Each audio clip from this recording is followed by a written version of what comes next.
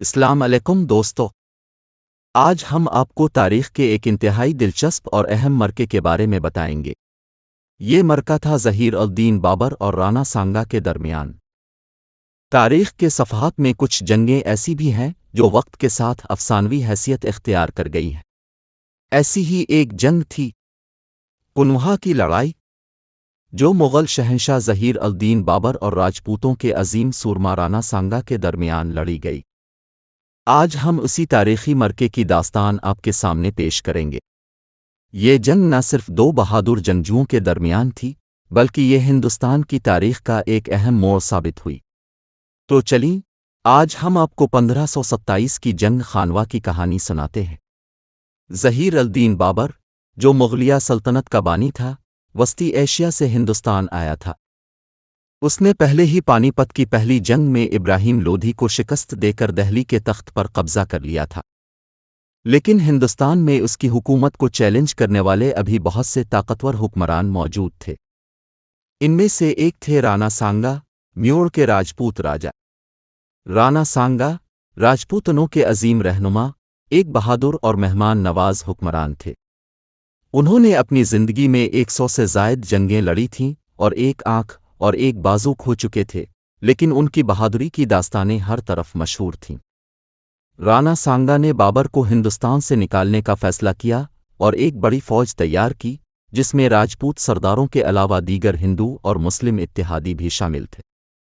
17 مارچ 1527 کو خانوا کے میدان میں دونوں فوجیں آمنے سامنے ہوئیں۔ بابر کی فوج چھوٹی تھی، لیکن اس نے جدید جنگی حکمت عملی اور توپ خانے کا استعمال کیا۔ اس کے مقابلے میں رانا سانگا کی فوج بڑی اور مضبوط تھی، لیکن وہ روایتی جنگی طریقوں پر انحصار کرتی تھی۔ جنگ شروع ہونے سے پہلے بابر نے اپنی فوج سے کہا، آج کا دن فیصلہ کن ہے۔ ہم تو ہندوستان کی سرزمین پر حکمرانی کریں گے یا شہادت کا جام پئیں گے۔ پیچھے ہٹنے کا کوئی راستہ نہیں۔ بابر نے اپنی فوج کو توغماد حکمت عملی کے تحت ترتیب دیا، جس میں فوج کو مختلف حصوں میں تقسیم کیا گیا تھا۔ اس نے توپوں اور بارود کا استعمال کرتے ہوئے راجپوت فوج کو پیچھے دھکیل دیا۔ رانا سانگا کی فوج نے بہادری سے مقابلہ کیا، لیکن جدید ہتھیاروں کے سامنے وہ زیادہ دیر تک نہ ٹک سکی۔ کہا جاتا ہے کہ رانا سانگا کے جسم پر 80 سے زائد زخموں کے نشان تھے، مگر اس کے باوجود وہ بہادری سے لڑتے رہے۔ لیکن جدید توپ خانے اور بابر کی حکمت عملی کے آگے راجپوت فوج کو پسپائی کا سامنا کرنا پڑا۔ جنگ کے اختتام پر بابر کو فتح حاصل ہوئی۔ رانا سانگا زخمی حالت میں میدان جنگ سے نکل گئے، لیکن کچھ ہی عرصے بعد ان کی موت ہو گئی۔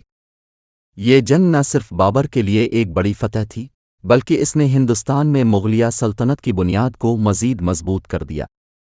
فتح کے بعد بابر نے اللہ کا شکر ادا کیا اور عہد کیا کہ وہ ہمیشہ انصاف کے ساتھ حکمرانی کرے گا۔ خانوا کی جنگ کے بعد بابر نے ہندوستان میں اپنی حکومت کو مستحکم کیا۔ یہ جنگ راجپوتنوں کی طاقت کو کمزور کرنے کا باعث بنی اور مغلیہ سلطنت کے عروج کا آغاز ہوا۔ رانا سانگا کی شکست کے باوجود ان کی بہادری اور قربانی کو آج بھی تاریخ میں قدر کی نگاہ سے دیکھا جاتا ہے۔ تو دوستو، یہ تھی ظہیر الدین بابر اور رانا سانگا کے درمیان جنگ خانوا کی کہانی۔ اگر آپ کو یہ ویڈیو پسند آئی ہو تو لائک کریں، چینل کو سبسکرائب کریں اور اپنے دوستوں کے ساتھ شیئر کریں۔ تاریخ کی ایسی ہی مزید دلچسپ کہانیوں کے لیے ہمارے ساتھ جڑے رہیں۔ شکریہ۔